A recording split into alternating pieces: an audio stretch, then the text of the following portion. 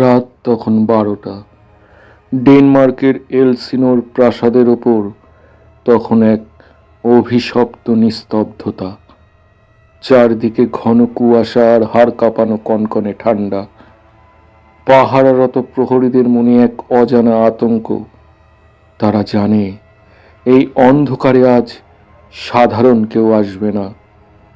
যুক্তি আর বিজ্ঞানের ধারক হোরাসিও আজ এখানে উপস্থিত।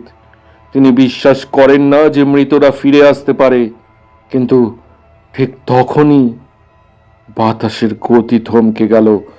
কুয়াশার আড়াল থেকে বেরিয়ে এলো এক দীর্ঘকায় ছায়া, পরনে যুদ্ধের বর্ম, মাথায় রাজমুকুট, ঠিক যেন ডেনমার্কের প্রয়াত মহারাজ। হোরাসিওর যুক্তিবাদী মন আজ কুঁকড়ে গেছে ভয়ে। তিনি কাপা গলায় চিৎকার করে উঠলেন, কে তুমি? কেনই মাঝরাতে পরলোকের শান্তি ছেড়ে এখানে বিচরণ করছো? ঈশ্বরের দোহাই, কথা বলো। কিন্তু সেই অশরীরী আত্মা নীরব। তার চোখে এক গভীর বিষাদ আর প্রতিশোধের আগুন। কোনো উত্তর না দিয়েই সে আবার মিলিয়ে গেল অন্ধকারের অতল গহ্বরে। হোরাসিও বুঝতে পারলেন, ডেনমার্কের রাজপ্রাসাদের গভীরে কোনো এক ভয়ঙ্কর পচন ধরেছে। শুরু হলো এক মহাকাব্যিক ট্র্যাজেডি, যেখানে রক্তের সম্পর্কের চেয়েও বড় হয়ে উঠবে প্রতিহিংসা। কবর থেকে উঠে আসা সেই গোপন রহস্য কি পারবে রাজকুমার হ্যামলেটের জীবন বদলে দিতে? অপেক্ষা করুন, শুরু হচ্ছে।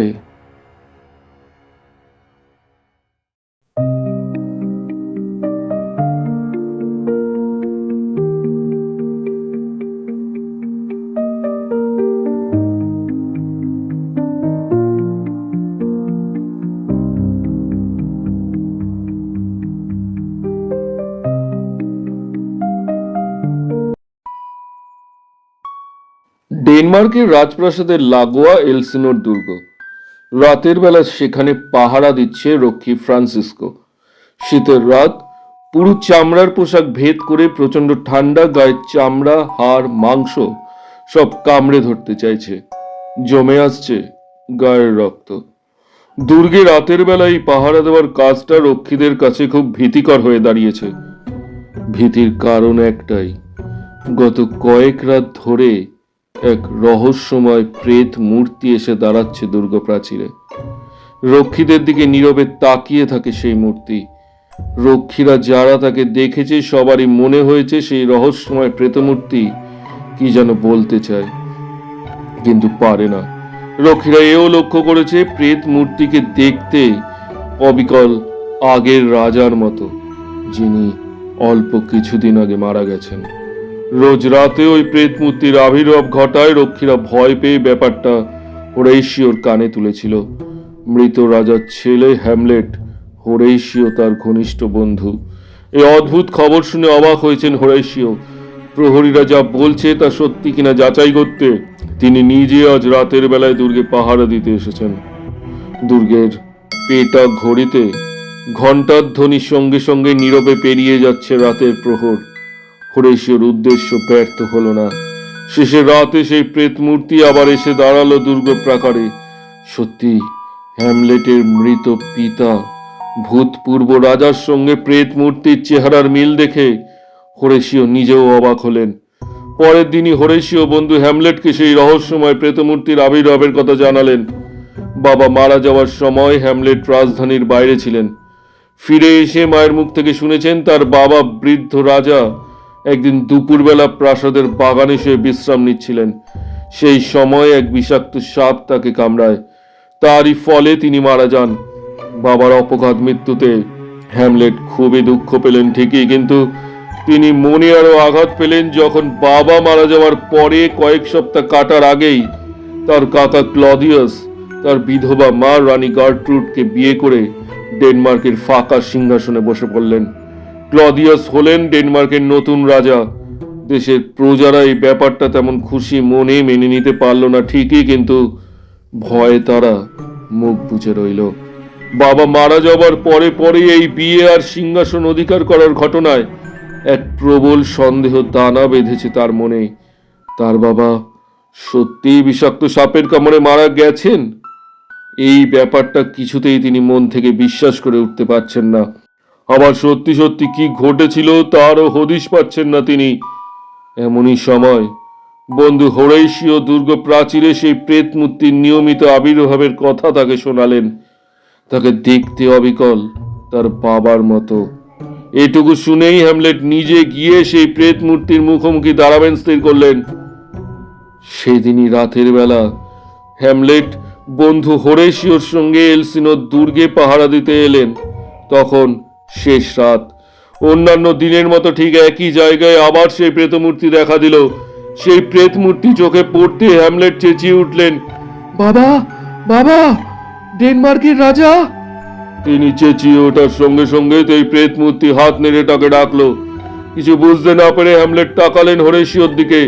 হোরেশীয় তাকে আশ্বাস দিয়ে বলল, দেখো হ্যামলেট, উনি হাত নেড়ে তোমায় ডাকছেন, হয়তো কিছু বলতে চান। তুমি নির্ভয়ে এগিয়ে যাও। হ্যামলেট মহাবিষ্টের মতো পা ফেলে সামনের দিকে এগিয়ে গেলেন। কিছু দূর যাবার পর প্রেত মূর্তি যে তার বাবা এই বিষয়ে তিনি নিঃসন্দেহ হলেন। মৃত রাজা বেঁচে থাকতে যে পোশাক পরতেন, প্রেত মূর্তির পরনে সেই একই রকম পোশাক লক্ষ্য করলেন হ্যামলেট। আপনি শুভ বা অশুভ যে রকম প্রেতাত্মাই হন না কেন, আপনি যে রূপে এসেছেন তাতে আমি আপনার সঙ্গে কথা বলতে চাই। আপনার আমাকে কিছু বলার থাকলে স্বচ্ছন্দে বলুন। কেন আপনি রোজ রাতে এখানে এভাবে দেখা দেন? হ্যামলেট, আমি সত্যি তোমার নিহত পিতার প্রেতাত্মা। সেই প্রেত মূর্তি চাপা গলায় জবাব দিল, নিহত? কি বলছেন আপনি? আগে আমার সব কথা শোনো। হ্যাঁ, আমার ছোট ভাই, তোমার কাকা ক্লাডিয়াস আমায় হত্যা করেছে। একদিন আমি বাগানে নিশ্চিন্তে ঘুমোচ্ছিলাম। এমন সময় ক্লাডিয়াস হেবানো গাছের বিষাক্ত রস সবার চোখ এড়িয়ে ঢেলে দেয় আমার কানে। তার এই চক্রান্তে সাহায্য করেছে তোমারই গর্ভধারিণী, আমার স্ত্রী গার্টুড। এইসব ঘটনায় আমি অশান্তিতে আছি। হ্যামলেট, তুমি আমার পুত্র, তোমায় আমি সব জানালাম। তুমি অন্যায়ের প্রতিবিধান করো। বিদায় হ্যামলেট, বিদায়। বলে প্রেত মূর্তি মিলিয়ে গেল। ঠিক তখন এই বিস্ময়ে হতবাক হ্যামলেট অজ্ঞান হয়ে লুটিয়ে পড়লেন দুর্গের ছাতের মেঝেতে। জ্ঞান ফিরে আসার পরে বন্ধু হোরেশীয় আর মার্সেলাস নামে রক্ষীদের এক সেনানীকে প্রেতাত্মার মুখ থেকে শোনা সব কথা তিনি বিশ্বাস করে বললেন। সেই সঙ্গে তারা এসব কথা আর কাউকে বলবেন না এই প্রতিশ্রুতি আদায় করলেন তাদের দুজনের কাছ থেকে। যা দেখলাম আর তোমার মুখ থেকে যা শুনলাম, সবই বিচিত্র। মন্তব্য করলেন হোরেশীয়। কিন্তু একটা কথার জবাব দাও তো। প্রেতাত্মারা কি কথা বলতে পারে? হোরেশীয়, এই বিশ্ব ব্রহ্মাণ্ডে আমাদের জানার বাইরে এমন অনেক কিছুই ঘটছে যার উল্লেখ বা ব্যাখ্যা কোনো বইয়ে নেই। সে রাত্রের ঘটনা প্রচন্ড প্রভাব ফেলল হ্যামলেটের মনে। বাবার প্রেতমূর্তির মুখে যা শুনলাম তা কি সত্যি? সত্যি হলে এর উপযুক্ত প্রতিবিধান নিশ্চয়ই আমাকে করতে হবে। একবার এই কথা আপন মনে বলল সে। তারপরেই আবার তার মনে হলো, শুধু একটা প্রেত মূর্তির কথার উপর ভরসা করে উপযুক্ত প্রতিবিধান নেবার মতো গুরুত্বপূর্ণ কোনো কাজ করা কি ঠিক হবে? এর চেয়েও বাস্তব আর নির্ভরযোগ্য কোনো প্রমাণ কি পাওয়া যায় না, যার ফলে কাকার পাপ সম্পর্কে আমি আরো নিশ্চিত হতে পারবো? রাত দিন এসব চিন্তা ভাবনা করতে করতে হ্যামলেট পাগলের মতো হয়ে উঠলেন। রাজ্যের বৃদ্ধ মন্ত্রী পলোনিয়াসের ছেলে লিয়ার্টিস আর মেয়ে অফেলিয়া। অফেলিয়াকে দেখতে অপরূপ সুন্দরী। তরুণ হ্যামলেটকে মন থেকে যেমন ভালোবাসত সে, হ্যামলেটও তেমনই ভালোবাসতেন তাকে। ভবিষ্যতে অফেলিয়ার সঙ্গে হ্যামলেটের বিয়ে হবে রাজ্যের সবাই এটা একরকম ধরেই নিয়েছিল। কিন্তু হ্যামলেটের আচরণে, কথাবার্তায় অস্বাভাবিকতা সবারই চোখে পড়ছে শুনে ভাবনায় পড়লেন পলোনিয়াস। হলেনই বা হ্যামলেট রাজার ছেলে, কিন্তু বাবার মৃত্যুতে তিনি যখন পাগলই হতে বসেছেন, তখন জেনে শুনে তার সঙ্গে নিজের মেয়ে কি কোনো বাবা দিতে পারেন? বিয়ে দিলেও ভবিষ্যতে তার পরিণতি কি সুখের হবে? এইসব ভাবনার স্বাভাবিক কারণেই বাসা বাঁধল পলোনিয়াসের মনে। এদিকে হ্যামলেট নিজে পড়েছেন সমস্যায়। বাবা মারা যাওয়ার পরেও এক সুগভীর চক্রান্ত যে তার চারপাশে ক্রমশই মাকড়সার মতো জাল বিস্তার করে চলেছে তা তিনি ঠিকই টের পেয়েছেন। কিন্তু টের পেলেও কাউকে অপরাধী বা সেই চক্রান্তের সঙ্গে সরাসরি জড়িত বলে তিনি ধরতে পারছেন না। অনেক মাথা খাটিয়ে শেষকালে হ্যামলেট সমাধানের হদিশ পেলেন। রাজা, রানী, পলোনিয়াস, অফেলিয়া প্রত্যেককে আড়াল থেকে লক্ষ্য করা দরকার। এদের সবার কথাবার্তা, আচার আচরণ খুঁটিয়ে বিচার করা দরকার, যাতে আর সবার দিকে নিজে নজর রাখতে পারেন কিন্তু কেউ তাকে গ্রাহ্যের মধ্যে আনবে না। এই ভেবে হ্যামলেট এমন হাবভাব করতে লাগলেন যেন তার মাথা সত্যিই খারাপ হয়ে গেছে, তিনি সত্যিই পাগল হয়ে গেছেন। হ্যামলেটের পাগলাটে হাবভাব দেখে আর পাগলের মতো কথাবার্তা শুনে রাজপ্রাসাদের সবাই বেশ বিব্রত হলো। হ্যামলেটের পাগলামো কিন্তু যেমন তেমন পাগলামো নয়। মাথা মুন্ডুহীন এলোমেলো কথাবার্তার মধ্যেই তিনি এমন সব সরস অথচ তীক্ষ্ণ মন্তব্য ছুড়ে দেন যার খোঁচা রাজা, রানী, পলোনিয়াস এদের সবাইকে দারুণ আঘাত করে। আর তখনই হ্যামলেট কি সত্যি পাগল হয়ে গেছে, নাকি সবটাই তার পাগলামির ভান? এই প্রশ্ন জাগে তাদের মনে। যদি সবটাই পাগলামির ভান হয় তাহলে তার আড়ালে হয়তো ওর মনে কোনো মতলব আছে। কি সে মতলব, এই আশঙ্কাও একই সঙ্গে ফনা তোলে। হ্যামলেটের এই পাগলামির অভিনয়ে সবার চেয়ে কষ্ট পেল তারই ভালোবাসার পাত্রী অফেলিয়া। অফেলিয়াকে দেখতে যেমন সুন্দর, তার মনটাও তেমনই সরল খোলামেলা। সেখানে কোনো রকম কুটিলতার ছায়া এখনো পড়েনি। হ্যামলেটের অস্বাভাবিক আচরণে সে বেচারি মনে ভারী কষ্ট পেল। দিন এইভাবেই কাটছে। এলমিনরের দুর্গ প্রাকারে নিহত রাজার প্রেতমূর্তির আবির্ভাবের ঘটনা আর ঘটছে না, কিন্তু বাবার প্রেতমূর্তির মুখ থেকে শোনা সে রাত্রের হতাশা ভরা কথাগুলো কিছুতেই ভুলতে পারছেন না হ্যামলেট। বাবার প্রেতমূর্তি তাকে অন্যায়ের প্রতিবিধান করতে বলেছেন। কাদের অন্যায়ের কথা তিনি বলতে চাইছেন তা বুঝতে তিনি পেরেছেন ঠিকই, কিন্তু একা কিভাবে অন্যায়ের প্রতিবিধান করবেন তাই ভেবে পাচ্ছেন না। অনেক মাথা খাটিয়ে শেষকালে এক বুদ্ধি বের করলেন হ্যামলেট। রাজপ্রাসাদে নাটকের অভিনয় করতে একদল অভিনেতা এসে জুটেছে শহরে। রাজা আর রানীর মনের ভাব যাচাই করে দেখতে হ্যামলেট তাদের কাজে লাগাবেন স্থির করলেন। সেই অভিনেতাদের সঙ্গে দেখা করে হ্যামলেট জানালেন তিনি একখানা নাটক লিখেছেন। সেই নাটকখানা তাদের দিয়ে তিনি রাজপ্রাসাদে অভিনয় করাতে চান। অভিনেতারা তার কথায় খুশি হলো। যুবরাজের নিজের লেখা নাটকে তারা অভিনয় করবেন, এ তো সত্যিই আনন্দের কথা। অভিনেতারা তার প্রস্তাবে রাজি আছেন জেনে প্রাসাদে ফিরে এসে নাটক লিখতে বসলেন হ্যামলেট। বিষয়বস্তু আগে থেকে তৈরি থাকলে পাত্রপাত্রীর সংলাপ লিখতে বেশি সময় লাগে না। আর এক্ষেত্রে বিষয়বস্তু তো আগে থেকেই ঠিক করা আছে। বাবার প্রেত মূর্তির মুখ থেকে তিনি যা শুনেছিলেন হুবহু সেই কাহিনীর ছায়ায় লিখতে হবে নাটক। রাজাকে সরিয়ে সিংহাসন অধিকার করতে রাজার ছোট ভাইয়ের সঙ্গে রানীর চক্রান্ত, বাগানে ঘুমন্ত রাজার কানে বিষ ঢেলে তাকে হত্যা করা, তারপরে রানীকে বিয়ে করে ফাঁকা সিংহাসন দখল করা, এমনই সব ঘটনা। নাটক লেখার পরে হ্যামলেট তো অভিনেতাদের পড়ে শোনালেন। নাটকের কাহিনী অভিনেতাদের ভারী পছন্দ হলো। তারপর চুটিয়ে মহড়া দিতে লাগলো। মহড়া চলতে চলতে অভিনয়ের দিন তারিখ সব স্থির হয়ে গেল। অভিনয়ের দিন নাটকের শুরুতেই হ্যামলেট এসে বসলেন রাজা রানীর খুব কাছে। কাছে বসে পাদপ্রদীপের আলোয় তাদের হাবভাব খুঁটিয়ে দেখতে লাগলেন। নাটক এগিয়ে যাওয়ার সঙ্গে সঙ্গে নতুন রাজা ক্লডিয়াসের চোখ মুখ যে ফ্যাকাশে হয়ে উঠছে তা হ্যামলেটের চোখে ঠিকই ধরা পড়ল।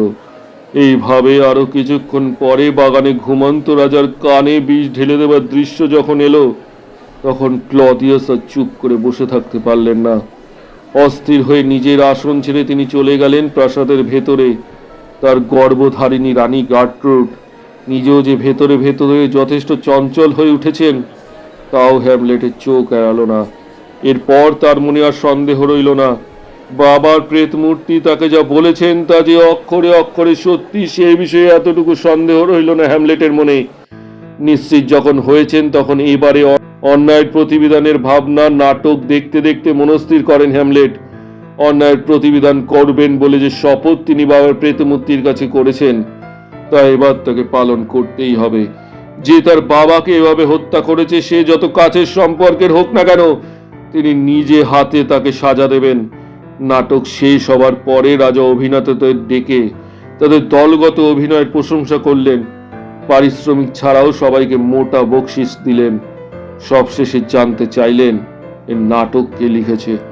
তার ভাইপো হ্যামলেট নিজেই এ নাটক লিখেছে শুনে রাজা অবাক হয়ে ভুরু কোচকালেন। ভেতরে ভেতরে প্রচন্ড ধাক্কা খেলেন তিনি। হ্যামলেটের পাগলামি কিন্তু দিনে দিনে বাড়তেই লাগলো। রানী আর মন্ত্রী পলোনিয়াসের সঙ্গে পরামর্শ করে ক্লদিয়াস এই সিদ্ধান্তে এলেন যে হ্যামলেটকে রাজ্যে রাখা নিরাপদ নয়। ছলে বলে কৌশলে তাকে কিছুদিনের জন্য হলেও পাঠাতে হবে দেশের বাইরে। তাকে যে কিছুদিনের জন্য দেশের বাইরে যেতে হবে, এই কথা হ্যামলেটকে ডেকে শোনানোর দায়িত্ব নিলেন তার মা রানী গার্ট্রুড স্বয়ং। হ্যামলেটকে নিয়ে ক্লদিয়াসের নিজের দুর্ভাবনাও খুব কম নয়, কারণ কিভাবে চক্রান্ত করে তিনি তার বাবাকে হত্যা করেছেন তা যেভাবেই হোক হ্যামলেট জেনে ফেলেছেন। এই অবস্থায় দেশে থাকলে যে কোনো দিন যে কোনো সাংঘাতিক ঘটনা ঘটাতে পারেন হ্যামলেট। মন্ত্রী পলোনিয়াসের লোক এসে হ্যামলেটকে জানালো রানী গার্ট্রুড তার সঙ্গে বিশেষ প্রয়োজনে দেখা করতে চান। ওদিকে পলোনিয়াস রানীকে বললেন, শুনুন রানী, হ্যামলেট দেখা করতে এলে তার সঙ্গে খুব স্বাভাবিক আচরণ করবেন। বলবেন তার দুঃখ আপনি সইতে পারছেন না। আমি আপনার ঘরের পর্দার আড়ালে লুকিয়ে থাকব, কাজেই আপনার কোনো ভয় নেই। আমার লোকটাকে খবর দিতে গেছে, তিনি এক্ষুনি চলে আসবেন। বলে পলোনিয়াস রানীর ঘরের পর্দার আড়ালে গিয়ে লুকিয়ে রইলেন।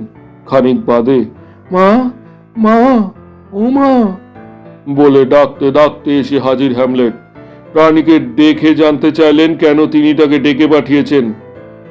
রানী বললেন, তোমার আচরণে আমি মনে আঘাত পেয়েছি হ্যামলেট। তুমি তোমার বাবার মনেও খুব দুঃখ দিয়েছো। হতে পারে মা, তবে আমি একা নই। তুমি নিজেও আমার বাবার মনে খুব দুঃখ দিয়েছ। তবে হ্যাঁ, এখন যিনি দেশের রাজা আর তোমার স্বামী, তুমি তাকে খুশি করতে পেরেছ। হ্যামলেট, তুমি কি আমায় ভুলে গেলে? হ্যাঁ, ভুলবো কেন মা? ক্রুশবিদ্ধ যিশুর নাম করে বলছি, আমি তোমাকে ভুলিনি। তুমি তো এদেশের মানে ডেনমার্কের রানী, আমার গর্ভধারিণী, আর বর্তমানে আমার বাবার ভাইয়ের স্ত্রী। তুমি এভাবে আমার সঙ্গে কথা বলছো কেন হ্যামলেট? মা, একবার স্থির হয়ে বসো। আমি তোমার সামনে একটা আয়না ধরছি। আয়না মানে তুমি যেসব অন্যায় আর কুকর্ম করেছো তার বিবরণ তোমায় আমি শোনাবো। শুনলেই নিজের আসল চরিত্রটা বুঝতে পারবে, আর বুঝতে পারবে কেন আমি তোমার সঙ্গে এমন করছি। তুই কি আমায় খুন করতে চাস? হ্যাঁ, কে কোথায় আছো? বাঁচাও, বাঁচাও! ভয় নেই। রানীর আত্মনাদ শুনে পর্দার আড়াল থেকে চেঁচিয়ে উঠলেন পলোনিয়াস। পর্দার আড়াল থেকে পুরুষ মানুষের গলা ভেসে আসতে হ্যামলেট ধরে নিলেন তার কাকা ক্লদিয়াস নিশ্চয়ই লুকিয়ে আছেন ওই পর্দার আড়ালে। এই কথা মনে হবার সঙ্গে সঙ্গে কোমর থেকে তলোয়ার খুলে পর্দার উপর লাফিয়ে পড়লেন। পর্দার উপর দিয়ে আড়ালে দাঁড়ানো পলোনিয়াসের বুকে সেই তলোয়ার বসিয়ে দিলেন। আর্তনাদ করে মেঝেতে লুটিয়ে পড়লেন মন্ত্রী পলোনিয়াস। রক্তে চারিদিক ভেসে যেতে লাগলো। ও, এই ব্যাপার? আমি তো বললাম পর্দার আড়ালে একটা ইঁদুর লুকিয়ে চেঁচাচ্ছে বলে আবার পাগলামির ভান করে হাসতে লাগলেন হ্যামলেট। মায়ের সঙ্গে দেখা করতে এসে হ্যামলেট মন্ত্রীকে নিজে হাতে খুন করেছেন এই খবর দেখতে দেখতে রটে গেল চারদিকে। শুনে প্রাসাদের সবাই ভয়ে থরথর করে কাঁপতে লাগলো।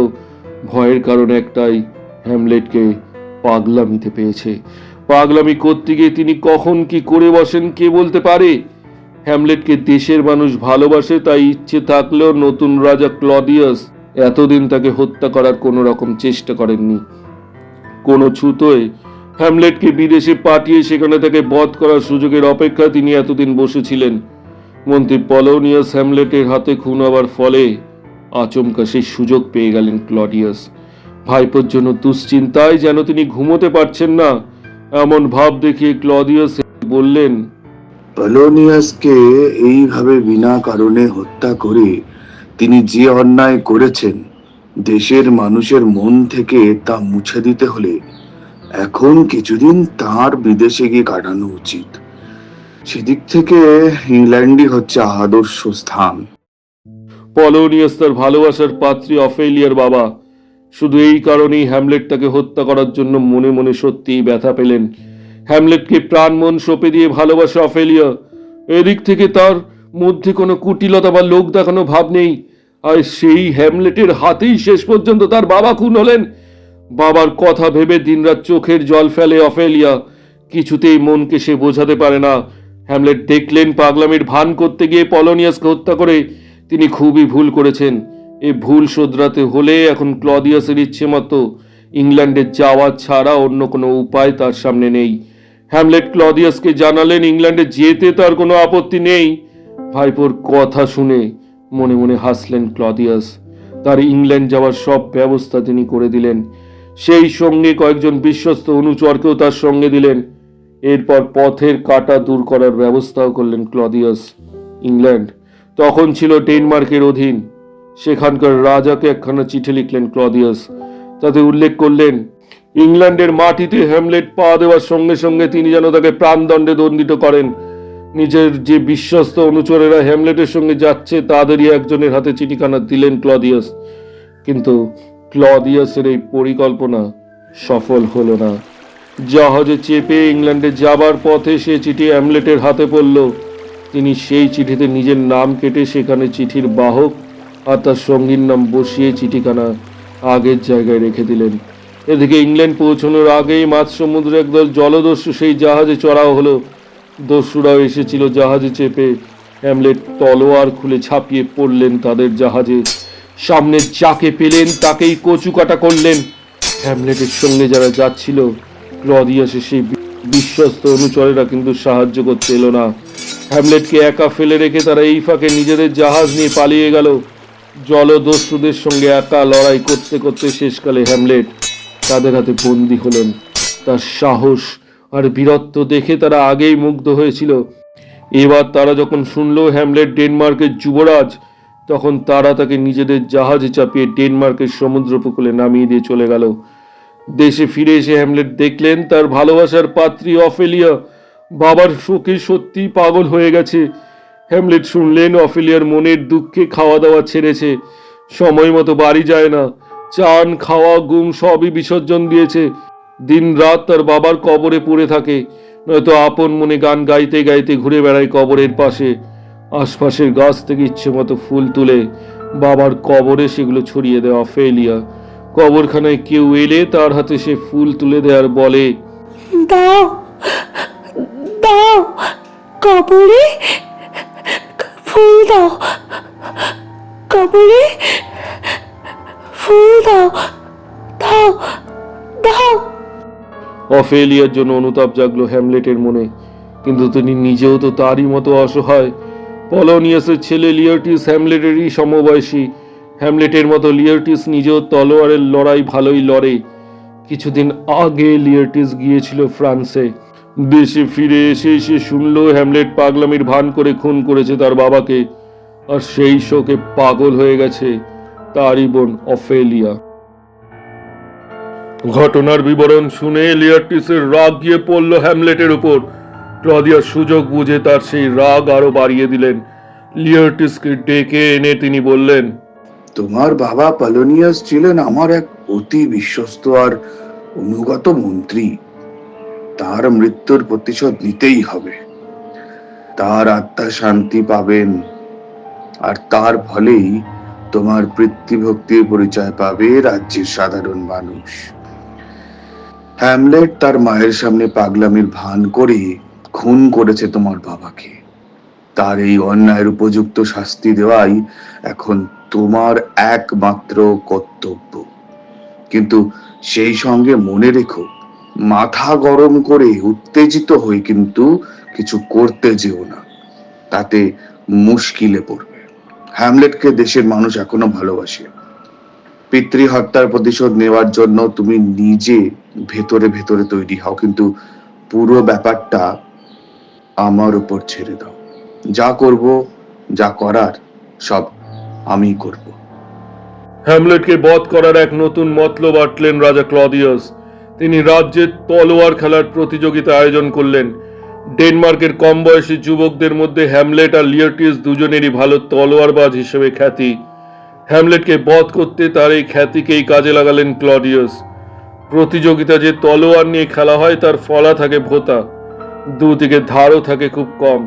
কিন্তু লিয়ার্টিসকে ক্লডিয়াস বোঝালেন হ্যামলেট আর তার দুজনেরই হাতে থাকবে ধারালো তলোয়ার, যার ফলা হবে খুবই ছুচলো। একই সঙ্গে লিয়ার্টিসের তলোয়ারের ফলার আর দুদিকের ধারে তিনি মারাত্মক বিষ মাখিয়ে রাখবেন। এই বিষ তীব্র, যা রক্তের সংস্পর্শে এলে যে কোনো মানুষের মৃত্যু সুনিশ্চিত। এর পাশাপাশি হ্যামলেটের মৃত্যুকে সুনিশ্চিত করতে আরো ব্যবস্থার কথা বললেন ক্লডিয়াস। তলোয়ারের আঘাত থেকে যদি বা হ্যামলেট বেঁচে যান, তারপরে তিনি যাতে মৃত্যুকে ফাঁকি দিতে না পারেন, সেই উদ্দেশ্যে তলোয়ার খেলা চলার সময় তার জন্য নির্দিষ্ট শরবতে বিষ মেশানোর ব্যবস্থা তিনি করবেন বলেও আশ্বাস দিলেন লিয়ার্টিসকে। খেলার ফাঁকে হ্যামলেটে যখন তেষ্টা পাবে, তখন ওই বিষ মেশানোর শরবত যাতে তার হাতে তুলে দেওয়া হয়, সে ব্যবস্থা তিনি করলেন। পলোনিয়াসকে হ্যামলেট খুন করেছেন বলে লিয়ার্টিস তার উপর রেগেছিলেন ঠিকই, কিন্তু এইভাবে বিষাক্ত তলোয়ার নিয়ে খেলতে খেলতে তাকে বধ করার যে মতলব ক্লডিয়াস এঁটেছেন, তা তিনি মন থেকে মেনে নিতে পারছেন না। ব্যাপারটা তার বিবেকে বাজছে। ঠিক এমনই সময় এক আকস্মিক দুর্ঘটনায় মারা গেল তার বোন অফেলিয়া, আর তার ফলে লিয়ার্টিসের মন থেকে বিবেকের বাধা মুছে ফেলার সুযোগ পেলেন ক্লডিয়াস। ঘটনা ঘটল এরকম: পাগল হবার পরেও হ্যামলেটকে ভুলতে পারেনি অফেলিয়া। একদিন কি কারণে তার মনে ধারণা হলো ওই দিনই হ্যামলেটের সঙ্গে তার বিয়ে হবে। কথাটা মনে হতে সে ফুল মালায় নিজেকে সাজালো। তারপরে ওই বেশে হেসে হাজির হলো নদীর ধারে। কি খেয়াল চাপলো মাথায়! নদীর ধারে এক গাছে উঠল অফেলিয়া। গাছের একটি পলকার ডাল বাড়িয়ে দেওয়া হাতের মতো এগিয়ে এসেছিল নদীর ওপরে। সেই ডালে চাপলো অফেলিয়া। অফেলিয়ার ভার সইতে না পেরে সেই পলকার ডাল মচ করে ভেঙে গেল, আর অফেলিয়ার সঙ্গে সঙ্গে পড়ে গেল অথই জলে। খরস্রোতা সেই নদীর জলে পড়ার সঙ্গে সঙ্গে অতলে তলিয়ে গেল অফেলিয়া। পরদিন তার মৃতদেহ নদীর জলে ভেসে উঠতে সবার আগে খবর পেল লিয়ার্টিস। নদীর ধারে ছুটে এসে দেখলো তার পাগলি বোনটার মৃতদেহের পরনে বিয়ের কনের সাজ। হয়তো মরার আগে বেচারির মনে বিয়ের কোণে সাজবার সাজ জেগেছিল ভেবে চাপা দীর্ঘশ্বাস ফেলল লিয়ার্টিস। রাজধানীতে ফিরে আসার পরেই অফেলিয়ার মৃত্যু সংবাদ শুনে হ্যামলেট নিজেও ভেঙে পড়লেন। প্রেমিকাকে সমাধি দেওয়ার সময় উপস্থিত থাকবেন স্থির করে বন্ধু হোরেশিওর সঙ্গে তিনি দেখা করলেন। তারপর তাকে সঙ্গে নিয়ে এলেন সমাধিস্থলে। সমাধিস্থলে দুজন মাটি কাটা মজুর তখন কবর খুঁড়তে খুঁড়তে আপন মনে গান গাইছিল, ভালোবাসার গান। দেখেছ কি অদ্ভুত ব্যাপার! কবর খুঁড়তে খুঁড়তে কোনো মানুষ এমন ভালোবাসার গান গাইতে পারে? এ খুবই স্বাভাবিক ব্যাপার বন্ধু।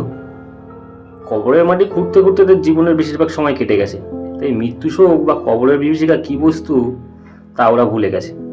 মৃত্যু সম্পর্কে সাধারণ মানুষের অনুভূতি টিকে থাকলে ওরা এই কাজ কখনোই করতে পারতো না। জবাব দিলেন হোরেশিও। এই যে কবরটা খুঁড়ছো, এটা কি কোনো পুরুষের জন্য? আগে না হুজুর। তাহলে সে কি কোনো নারী?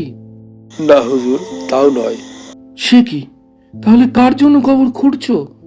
আগে হুজুর, যার জন্য কবর খুঁড়ছি তার এখন একটাই পরিচয়, মৃতদেহ। তবে হ্যাঁ, একদিন সেই নারী ছিল অপরূপ সুন্দরী এক নারী, বয়সও খুব কাঁচা। তার কথা শেষ হবার সঙ্গে সঙ্গে অফেলিয়ার মৃতদেহ নিয়ে সেখানে এসে হাজির হলো তার বড় ভাই লিয়ার্টিস। রাজা ক্লডিয়াস রানী গার্ট্রুড এলেন তার সঙ্গে। দূর থেকে তাদের দেখতে পেয়ে হ্যামলেট আর হোরেশিও দুজনে কিছুটা তফাতে এক সমাধিস্তম্ভের আড়ালে লুকিয়ে পড়লেন। অফেলিয়ার মৃতদেহ কবরে শোয়ানো হলো নিয়ম অনুযায়ী। উপস্থিত সকলেই সেই মৃতদেহের ওপরে ছড়িয়ে দিল 3 মুঠো মাটি। আদরের ছোট বোনটিকে শেষ বিদায় জানানোর মুহূর্তে লিওটিস নিজেকে স্থির রাখতে না পেরে বুক ফাটা কান্নায় ভেঙে পড়ল। তা সে বুক ফাটা কান্না শুনে হ্যামলেট আর চুপ করে লুকিয়ে থাকতে পারলেন না। ছুটে এসে দাঁড়ালেন লিওটিসের সামনে, হাত পা নেড়ে পাগলের মতো রঙ্গভঙ্গি করে বললেন, বোনের জন্য মিছেই কান্নাকাটি করছো লিওটিস? তোমার বোনকে এখনো আমি যতটুকু ভালোবাসি তার কাছে তোমার ওই ভালোবাসা কিছুই নয়। তুমি অফেলিয়ার জন্য একটা কুমির খেতে পারো? পারো না, কিন্তু আমি পারি। ওই কবরের নিচে তার পাশে গিয়ে শুয়ে থাকতে পারো? পারো না, কিন্তু আমি পারি। চরম শোকের মুহূর্তে হ্যামলেটের ওই ব্যবহারে উত্তেজিত হয়ে উঠল লিওটিস। খাপ থেকে তলোয়ার খুলে তখনই হ্যামলেটের দিকে ছুটে গেল। সঙ্গে সঙ্গে রাজা ক্লডিয়াস হাত ধরে টেনে লিওটিসকে শান্ত করলেন। তার কানের কাছে মুখ এনে চাপা গলায় বললেন, আহ, কি করছো লিয়ার্টিস? জানোই তোর মাথার ঠিক নেই। হ্যামলেট এখন আর সুস্থ মানুষ নেই, ও পাগল হয়ে গেছে। পাগলের সঙ্গে ঝগড়া করে কি লাভ বলো? লিওটিস রাজার সম্মান রাখতে তলোয়ার খাপে আটতে ক্লডিয়াস আবার বললেন, আমি যে পরিকল্পনা করেছি তা মনে রেখে শান্ত হও লিওটিস। চরম শোকের মধ্যে নিজেকে অবিচলিত রাখো।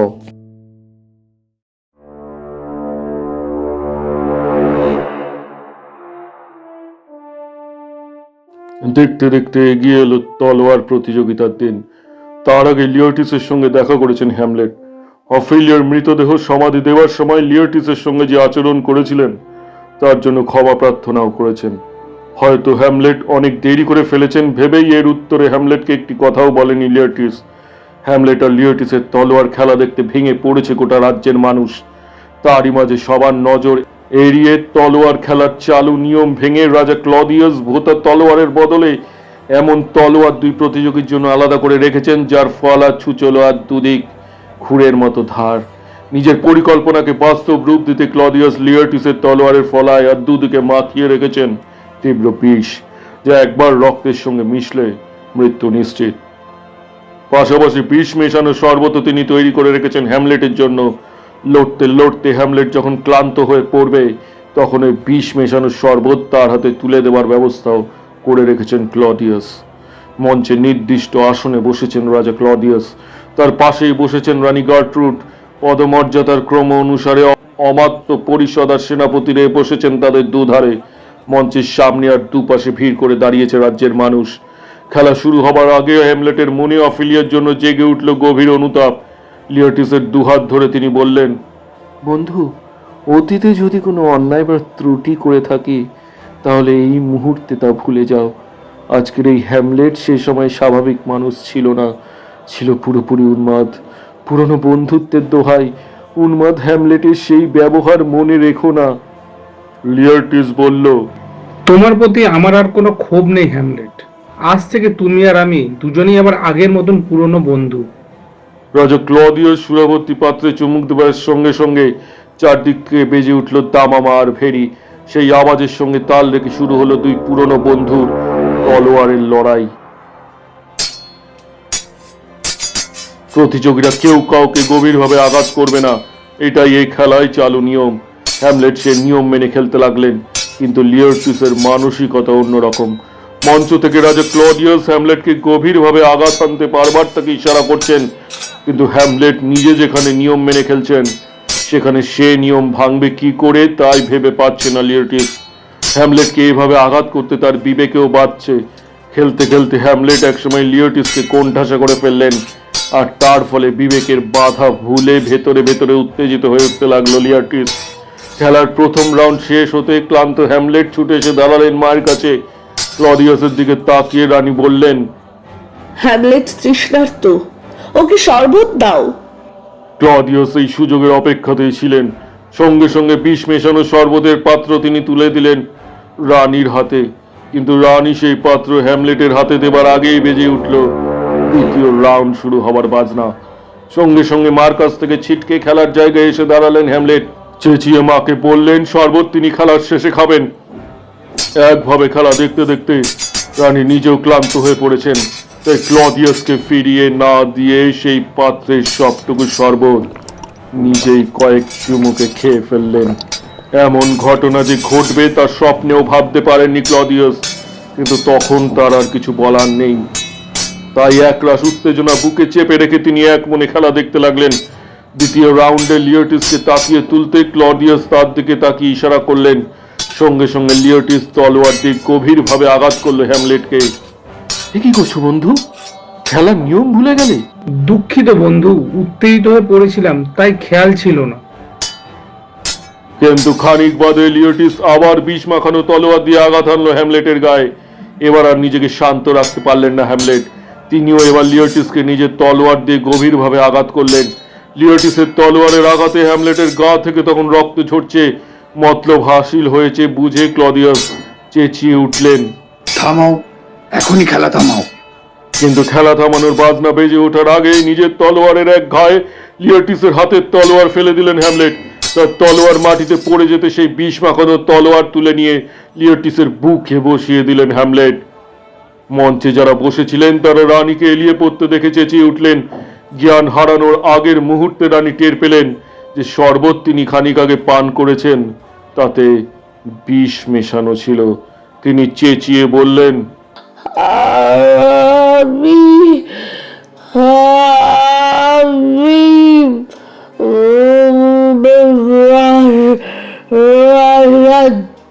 যাচ্ছি, হ্যামলেট,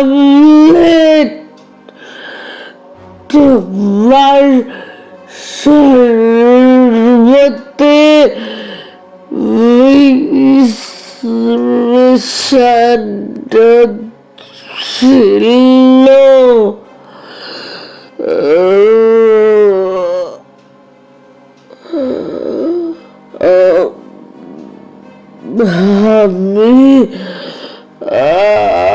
আমি বুঝলাম।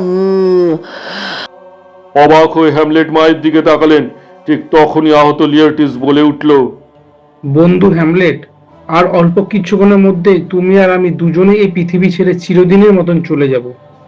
তোমায় বধ করার জন্য রাজা নিজে আমার তরোয়ালে বিষ মাখিয়ে রেখেছিলেন। সেই বিষ দুজনের রক্তই মিশেছে। বিদায় বন্ধু। বলতে বলতে এলিয়ে পড়ল লিওটিস। হ্যামলেট তখন সত্যিই সীমাহীন ক্রোধে উন্মাদ হয়ে উঠেছেন। বিষ মাখানো তলোয়ারখানা তুলে নিয়ে সে ছুটে এসে দাঁড়ালো মঞ্চে। কেউ কিছু বুঝে ওঠার আগেই সেই তলোয়ার তিনি বসিয়ে দিলেন রাজা ক্লদিয়াসের বুকে। এ বিষ তুমিই ছড়িয়েছ, তোমাকেই ফিরিয়ে দিলাম। আর্তনাদ করে রাজা ক্লদিয়াস এলিয়ে পড়লেন তার আসনে। তীব্র বিষের ক্রিয়ায় কিছুক্ষণের মধ্যে শেষ নিঃশ্বাস ফেললেন তিনি। রাজা, রানী, ক্লদিয়াস সবাই মৃত। বাবার প্রেত মূর্তি যা চেয়েছিলেন সেই অন্যায়ের প্রতিবিধান করেছেন হ্যামলেট। কিন্তু এবার তার নিজেরও মাথা ঘুরতে শুরু করেছে, পাও টলছে। তার নিজেরও মৃত্যুর দেরি নেই বুঝতে পারেন হ্যামলেট। খানিক বাদে তিনি টলে পড়লেন মাটিতে। সঙ্গে সঙ্গে ছুটে এলেন বহুদিনের পুরনো বন্ধু হোরেশিও। হ্যামলেটের মাথাটা নিজের কোলে তিনি তুলে নিলেন। বন্ধু হোরেশিও, ডেনমার্কের হতভাগ্য যুবরাজের কাহিনী সবাইকে শোনানোর জন্য শুধু তুমি বেঁচে রইলে। চললাম।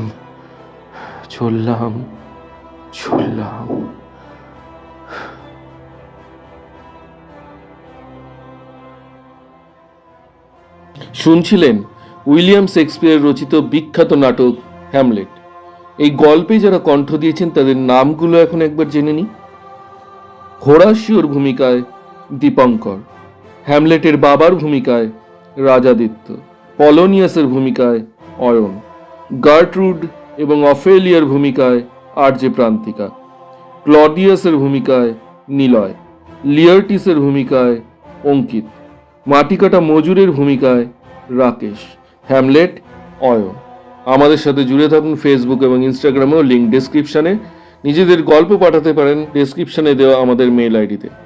ধন্যবাদ। আরও অনেক ভৌতিক রহস্য, কৌতুক, অলৌকিক, অরিজিনালস গল্প আমরা আপনাদের শোনাবার জন্য প্রস্তুত। দেখা হবে পরবর্তী গল্পে। আজকের মতো বিদায়।